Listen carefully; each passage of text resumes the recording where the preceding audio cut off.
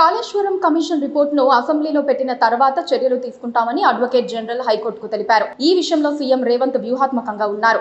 అసెంబ్లీకి ఉన్న అధికారాలు ఏమిటో ఆయనకు స్పష్టత ఉంది. జస్టిస్ ఘోష్ రిపోర్టును ఆయన అసెంబ్లీలో పెట్టి ఏ చర్యలు తీసుకోవాలన్నది సభ ద్వారానే నిర్ణయిస్తారు. మెజారిటీ కాంగ్రెస్ కు ఉంది కాబట్టి కేసీఆర్ ను అరెస్టు చేయాలన్న తన పట్టుదలను ఆయన అసెంబ్లీ ద్వారానే చేయాలన్న ఆలోచనకు వచ్చినట్లుగా అర్థం చేసుకోవచ్చు. అయితే పైకి మాత్రం రేవంత్ రెడ్డి కేసీఆర్ ను అరెస్ట్ చేసేది లేదని చెబుతున్నారు.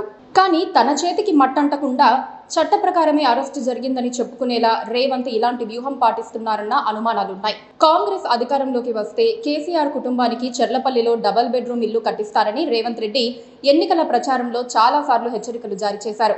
కానీ అధికారంలోకి వచ్చిన తర్వాత రేవంత్ పూర్తిగా మారిపోయారు.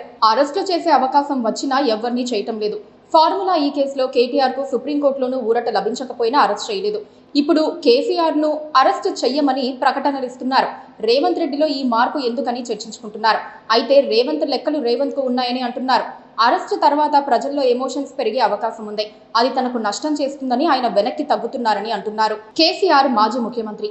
తెలంగాణ ప్రజల్లో ఆయనపై ప్రత్యేకమైన అభిమానం ఉంటుంది. ఆయనను అరెస్ట్ చేయటం వల్ల రాజకీయంగా తీవ్రమైన ప్రతిస్పందన రావచ్చు. ఆ స్పందన సాధారణ ప్రజల నుండి కూడా రావచ్చు. ఏపీలో చంద్రబాబును అరెస్ట్ చేసినప్పుడు వచ్చిన స్పందన వైసీపీ పార్టీ పతనానికి ప్రధాన కారణంగా నిలిచింది.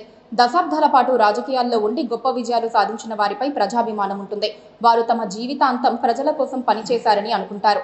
వారిని ఇలా ఇబ్బంది పెట్టడం సరికాదని ప్రజలు సానుభూతి చూపిస్తారు. పైగా కేసీఆర్ వయస్సు, ఆరోగ్య పరిస్థితులను దృష్టిలో ఉంచుకుని ఆయనను అరెస్ట్ చేయడం వల్ల ప్రజల్లో సానుభూతి ఏర్పడే అవకాశం ఉంది.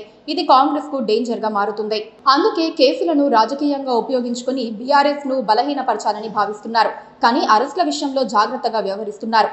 రేవంత్ కు అధికారం వచ్చినా ప్రత్యర్థులపై చర్యల విషయంలో దూకుడు లేదు. ఎలాంటి చర్యలు తీసుకోవటం లేదు. అధికారం ఉందని నేరుగా చర్యలు తీసుకుంటే వాళ్ళపై జాలి కలుగుతుంది. ప్రజల్లో సానుభూతి వస్తుంది. అలాంటిది రాకుండా తానే మంచివాడినని అనిపించుకుని తన ప్రత్యర్థులపై పగ తీర్చుకునేలా రేవంత్ వ్యవహరిస్తున్నారన్న అభిప్రాయం వినిపిస్తోంది.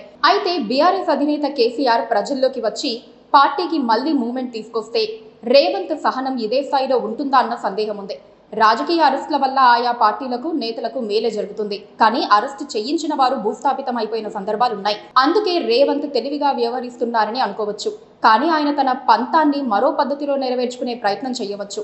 అరెస్టులో తన పాత్ర లేదని అనిపించుకునేందుకే ప్రస్తుత ప్రకటనలు చేస్తున్నారన్న అనుమానాలు ఉన్నాయి. కానీ ప్రజలు అరెస్టునే చూస్తారు కానీ కారణాలను చూడరు. ముఖ్యంగా కేసీఆర్ లాంటి లీడర్ల విషయంలో. Please subscribe to KTV Telugu. KTV Telugu. KTV Telugu. KTV Telugu channel.